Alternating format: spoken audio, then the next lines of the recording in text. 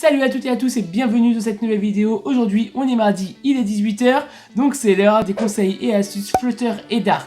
Commençons par Flutter, let's go. On va voir deux façons d'afficher un site internet. La première est simplement de démarrer un navigateur avec une URL. On utilise le package URL Launcher pour ça.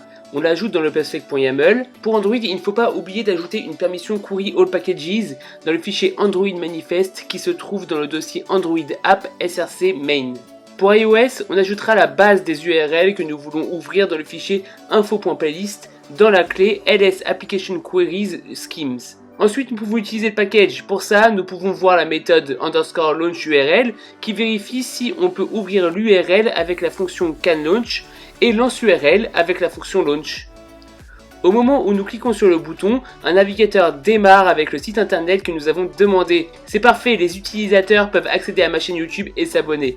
Une deuxième manière d'afficher un site web est de l'afficher au sein de l'application. Ce cas de figure arrive très souvent lorsque des parties de notre application est faite en HTML. Je pense par exemple aux conditions d'utilisation ou autres. On utilise le package WebView_Flutter. Pour Android, ce package fonctionne à partir du SDK 19. Il ne faut donc pas oublier d'aller vérifier le min SDK version dans le fichier build.gradle. Ensuite, on l'utilise comme n'importe quel widget. Notre URL se met dans Initial URL et la propriété JavaScript Node permet d'activer ou non le JavaScript du site. Si on ne le précise pas, le JavaScript est désactivé et le site peut ne pas fonctionner correctement. Let's go pour Dart. Au cours des précédentes vidéos, je vous ai montré comment manipuler des listes et des maps.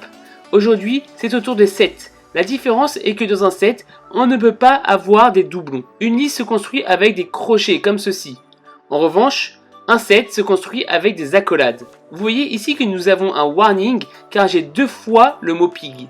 Si nous remplaçons final par const, un peu de révision ne fait pas de mal, ça ne compile même pas. Pourquoi?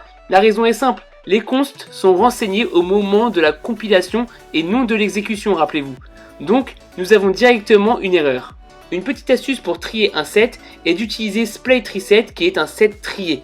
Ici, je vous ai ajouté le deuxième paramètre qui est un comparateur qui trie par ordre alphabétique. Mais nous pouvons l'enlever car split_reset le fait déjà. C'était juste pour vous montrer que nous pouvons définir une condition de tri. Une autre manière aurait pu être de transformer le set par une liste en utilisant toList et d'utiliser la fonction sort de la liste, mais là on ne triche pas, on utilise 100% des capacités des sets. On va finir par quelques fonctions sympas des sets. Lookup regarde si l'objet est dans le set. S'il le trouve, il le renvoie, sinon il le renvoie nul.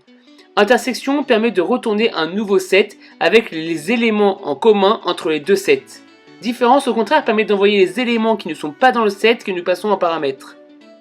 Enfin, union permet de renvoyer un nouveau set avec les éléments des deux sets.